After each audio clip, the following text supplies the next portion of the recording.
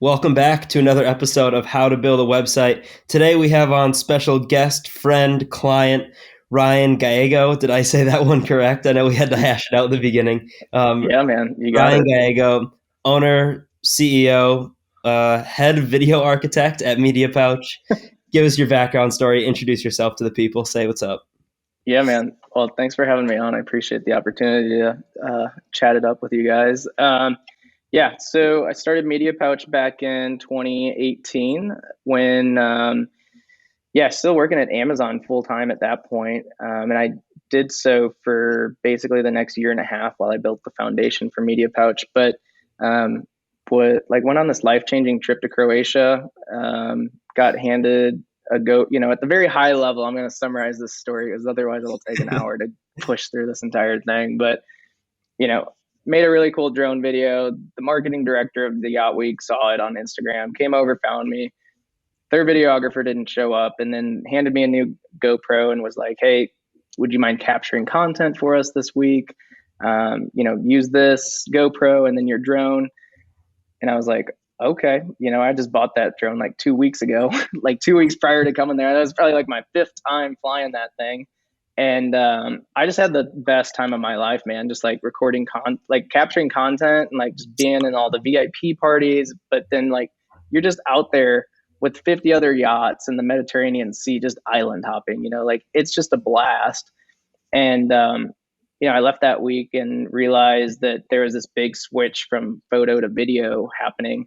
And I was like, man, I think I want to just do this for a living. I think I want to have a media production company and have an adventure team that works with like Yacht Week, have an automotive team that works with like, Lambo, Ferrari, and just like travel the world and do this. And that became the mission, and then just started building it. And then 2019, May 2019, left Amazon to do this full time, and then went to Australia to go launch the company because that was always my lifelong dream.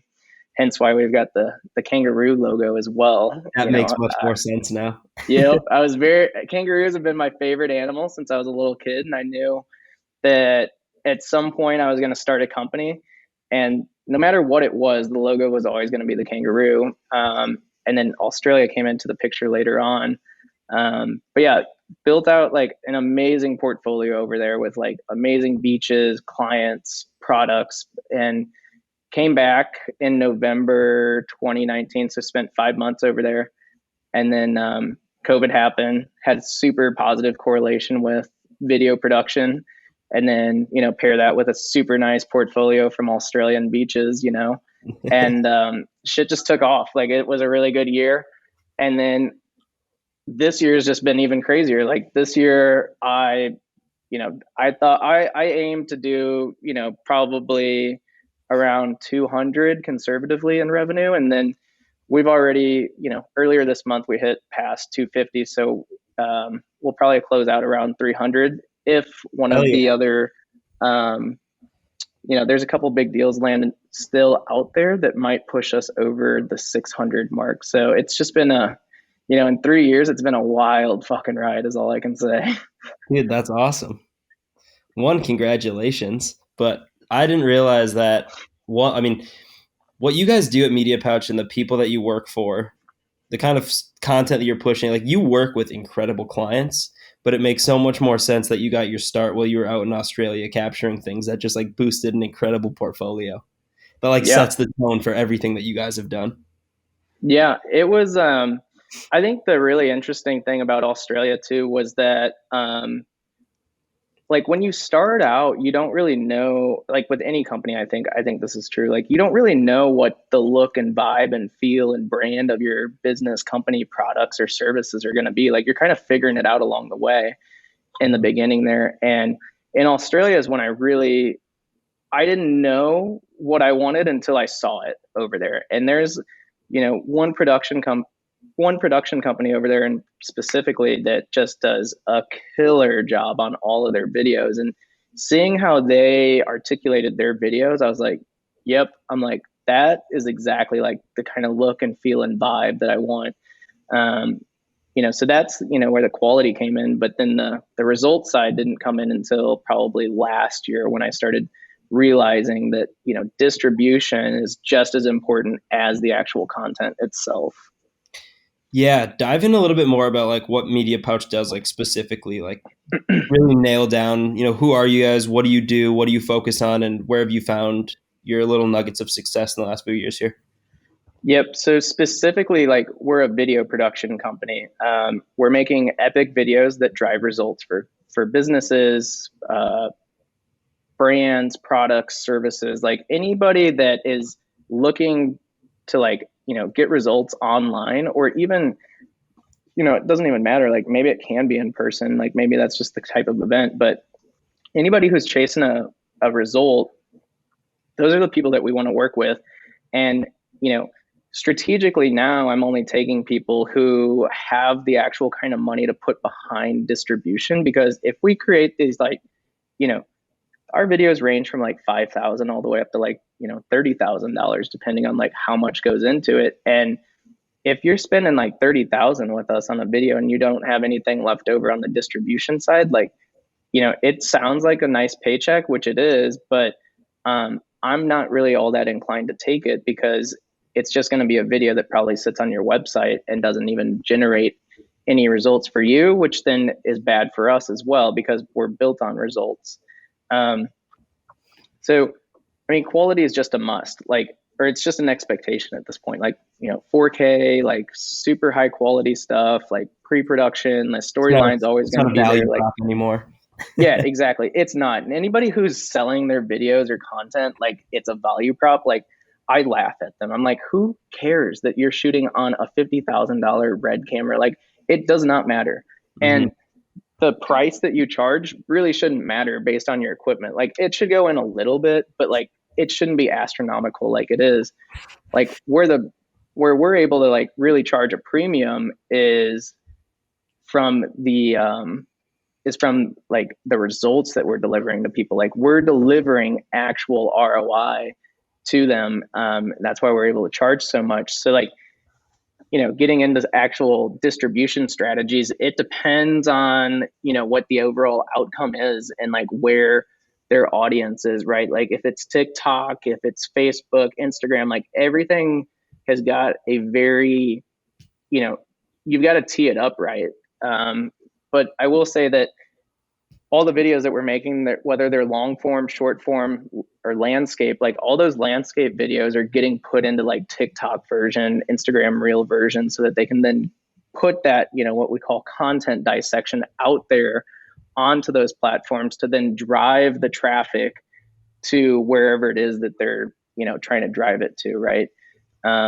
So, first and foremost, you've got the hype video and then the video business card. Like, if you're running ads, you're going to use the hype video, to grab their people's attention, hook them on Facebook, and then that's going to be like the learn more, or like, buy now, or whatever it is that you're running. Typically it's learn more, and then that takes them to like, the squeeze page. And then on the squeeze page, you've got then the video business card, which is a little bit longer and takes, it's probably 3 to 5 minutes long. And that's where people are actually making the purchase decision right there. So that's the most ideal scenario in terms of like using videos for distribution, when you have a really set game plan like that. Like, that this one video is just to drive like the actual hook, stop the scrolling, and then get them to your squeeze page to actually buy the product.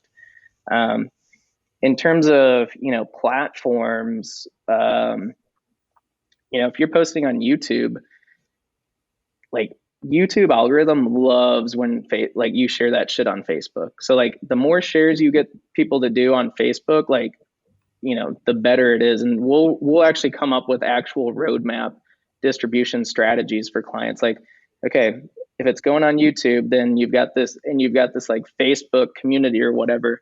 You need to hold some kind of contest and get people excited about this, and go engage with that video on YouTube and go share it on Facebook. And then that's how you're going to get organic growth. Everything else just comes down to like paid promotions, paid ads, and whatnot. So, but yeah, that's a little glimpse inside there.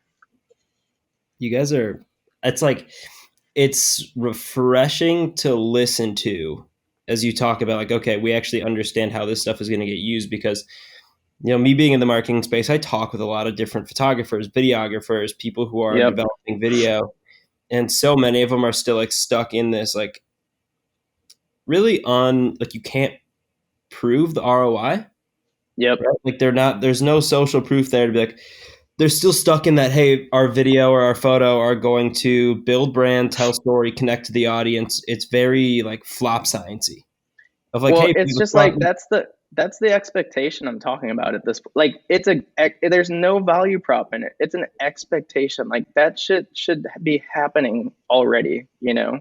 mm-hmm. Yeah, if the quality of the video is good and everything else, like your video is automatically going to create that, but you still want that piece of the puzzle that says, hey, if we're going to spend, like you said, all this money getting video developed for our organization, we better have an Yep. action plan to see like where this ROI is going to come from, and we better know how we're going to Yep. distribute it and who it's going to go to and how it's going to be used to make sure that if we were to do this again, we can actually see, did this video work for our organization or did it not? Yep.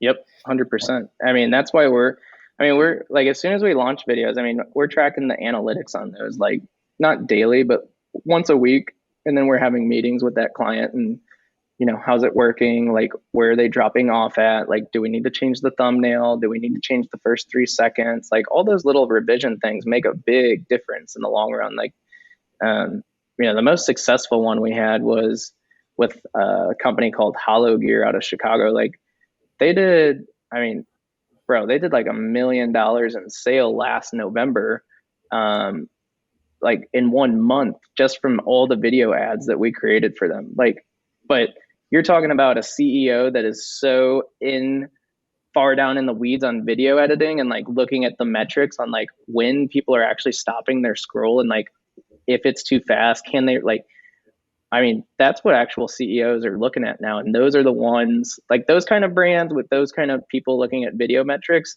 they're winning right now, which is crazy. Yeah, well, my first thing that goes to my brain is like that is a just so much work. Like it's a A lot of pleasure work. to have you do it so that we don't have to. Like, yeah, I think too many people look at the craft itself as like great, high quality video, check the box, Yep. done. When there's a lot going on the backside of it. One of those Yep. things being what we talked about prior to this call of metadata and Yep. the importance of it, how people don't even realize that it like is there at all, Yep. or that it exists. So yeah, man, dive into that. Let's Yep. explore.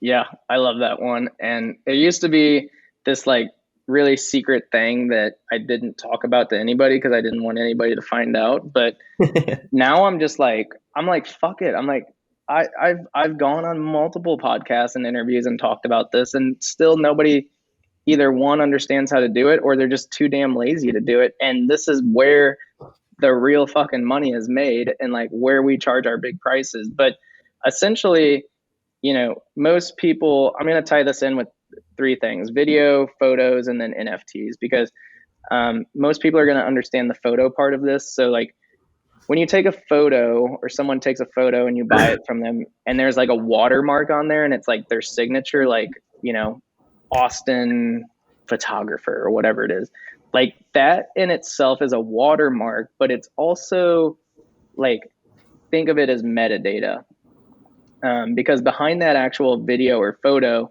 you can go in there and write in like super rich SEO keywords, or you can plug in websites or Instagram handles or like anything and everything that you want and that you want to strategize in your like campaign to make it, really be a good distribution.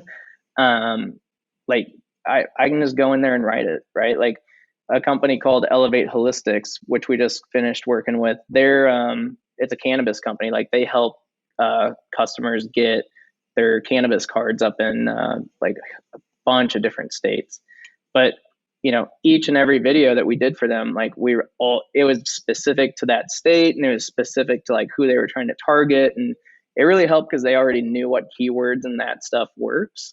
So just plugging it in there makes it super convenient and helpful. But um, tying it into NFTs, I think that's where people are just like waking up to this whole like, metadata and like blockchain and like these like um, digital contracts. But like this technology is not new. Like this shit's been around for a while. Like I've been doing it for 3 years.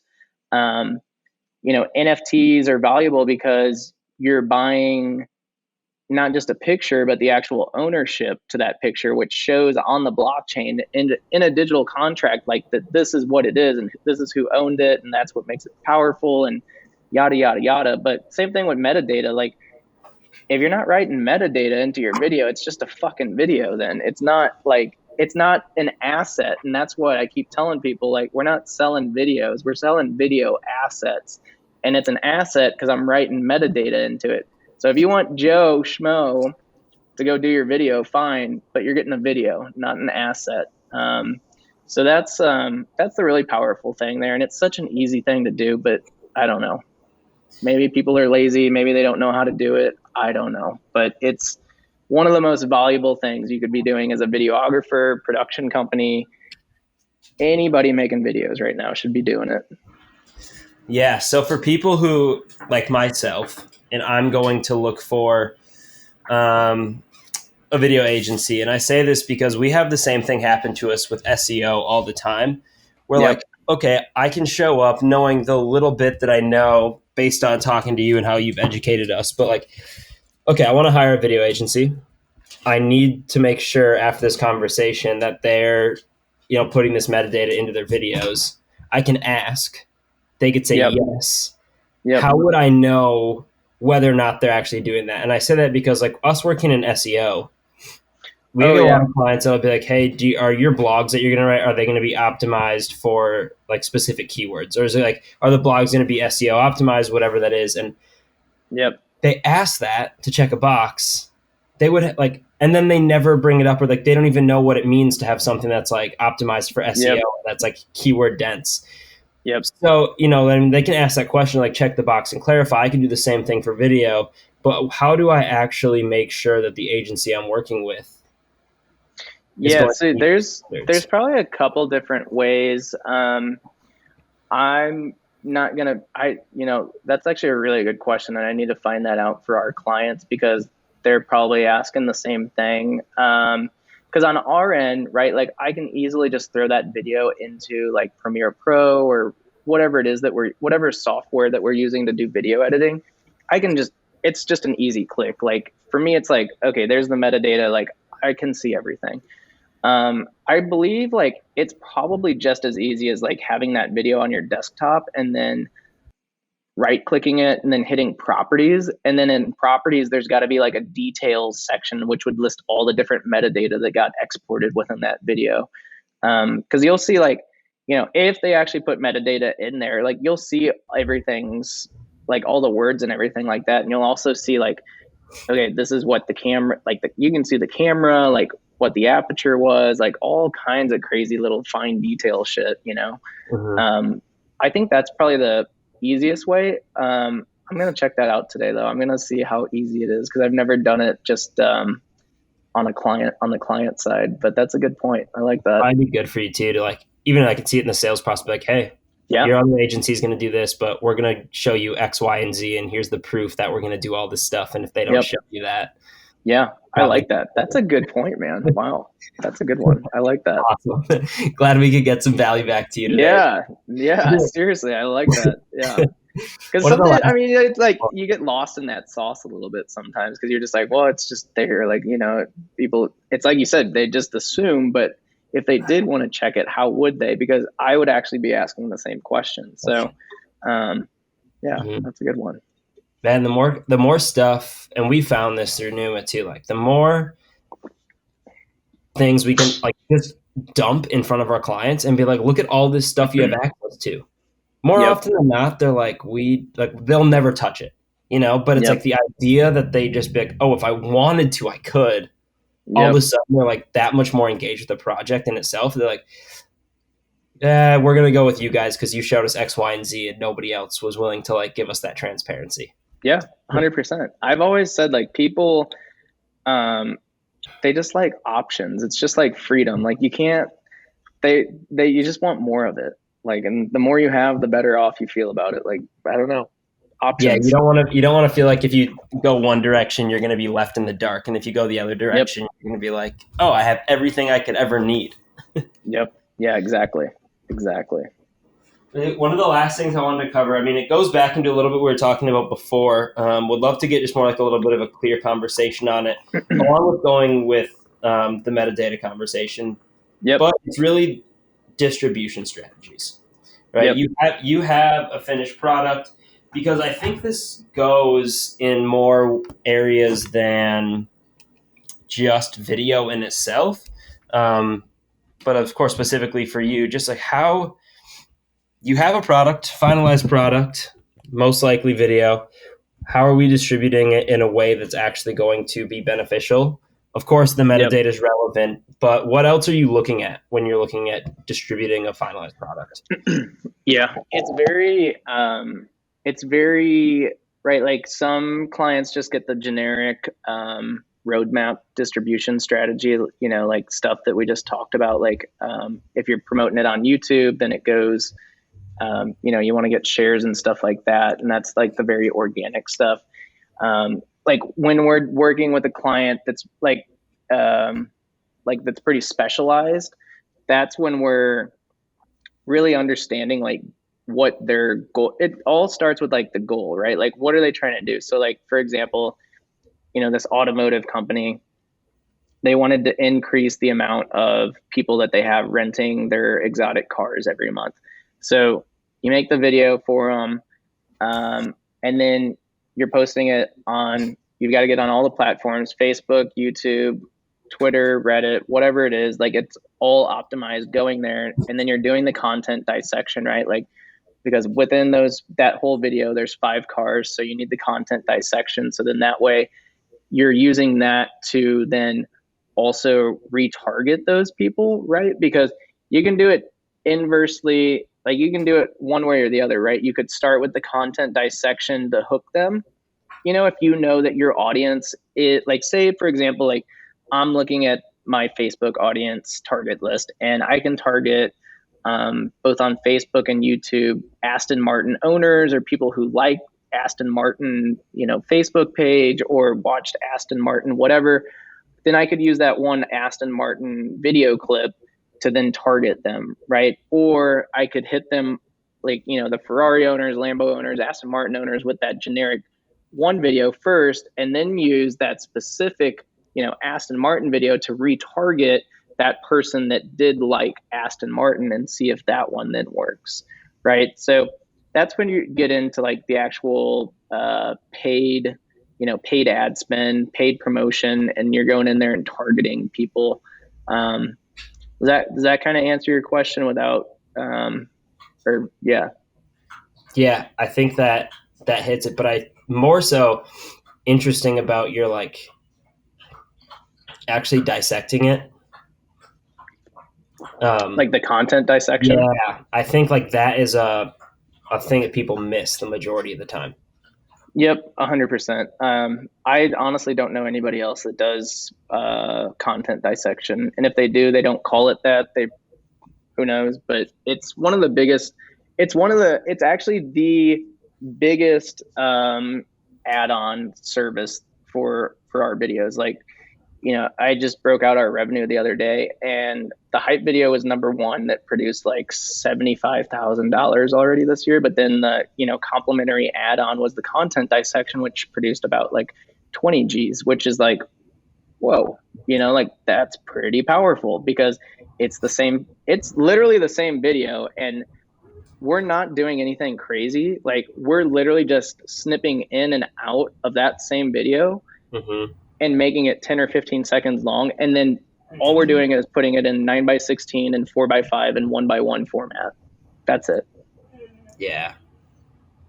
Dude, you know, it's nothing hard, but that's where like you've got to be able to post that content onto multiple different platforms to drive, you know, suspense, right? It's the same thing with like, I don't know, the famous dentist that we work with does it really, really well. 2 million followers on TikTok, you know, posts 15, 30-second clips. And then we're working on the huge YouTube reality series with him.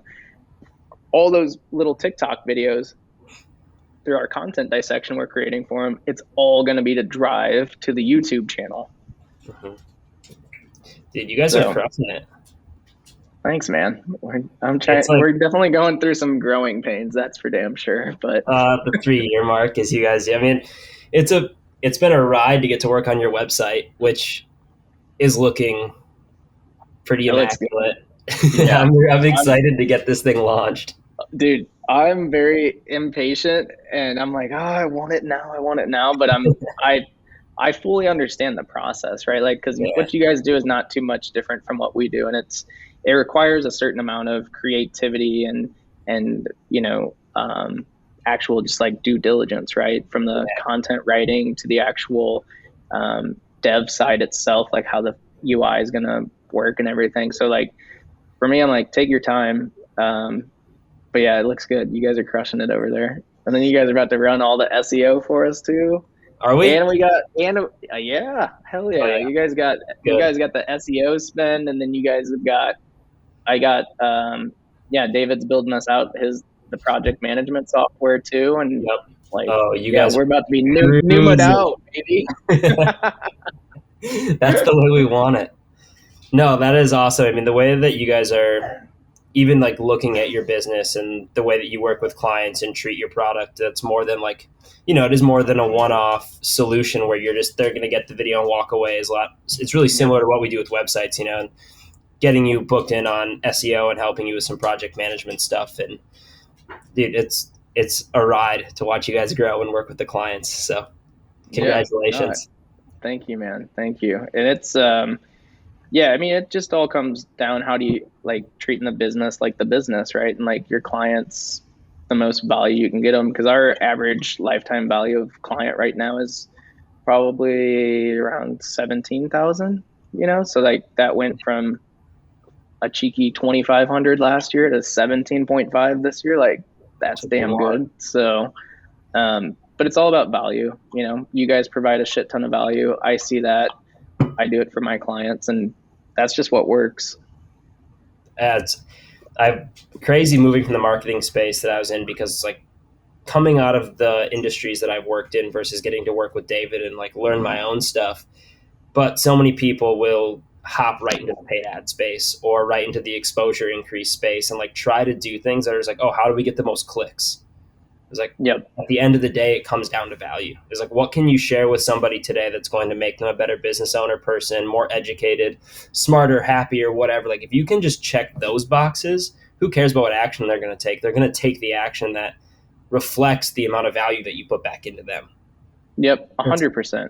100%. like being a business owner becomes real easy if you're not afraid to make your clients happy. Yeah, I agree, man. Like that, I think so many people get that wrong, and I can't stress it enough. Like, just provide value, the most amount of value that makes sense, right? Like, before I used to do a lot of free stuff to build the portfolio, and I'll still do free stuff every once in a while if it makes sense, but very rarely now. But There's it's a, there's a difference between wanting to help somebody out and being taken advantage of. yeah, 100%. There's a fine line, and I learned that pretty early on. So I know where that line is now. But when you're starting out, you definitely don't. You're just like, okay, yep, yep, yep. But yeah, value, value, value. Dude, awesome. This is a pleasure. Before we bounce, is there anything else that you would like to leave our listeners with? Um, yeah, I mean, I would say like video is just kind of like projecting my thoughts out into the world and what I think's going on in the space because I think it's super interesting right now with like metaverse, and then you've got like sandbox and decentraland, which are different like NFT, not NFT, but just different like meta worlds. Mm-hmm. um like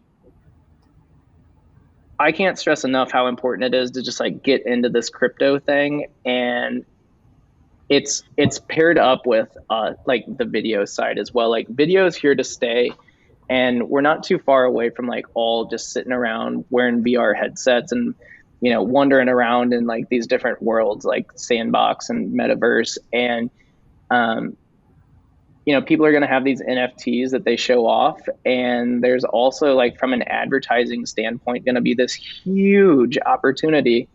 And it's all going to be video based. It's all going to be VR based. And, like, video ads are just going to be like hitting you like right in front of there. And like everything that we're seeing in the marketing world outside of here, it's going to be happening, if not already, like within these different digital worlds.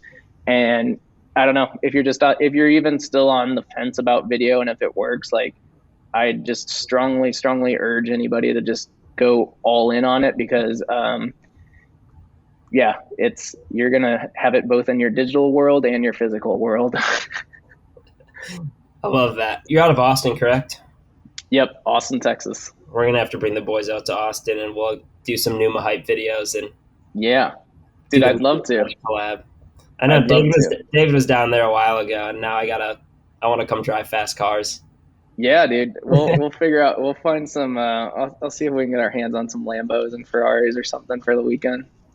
They're all. I feel like it's a very. I don't own them yet, but it's very normal now to be like in these cars, and it's.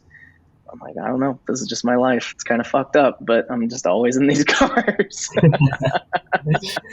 Awesome, man. Well, hey, take it easy. Enjoy the rest of your week. Have a happy holiday as we record this before Thanksgiving, and Yep. we'll be in You as touch. well, my friend.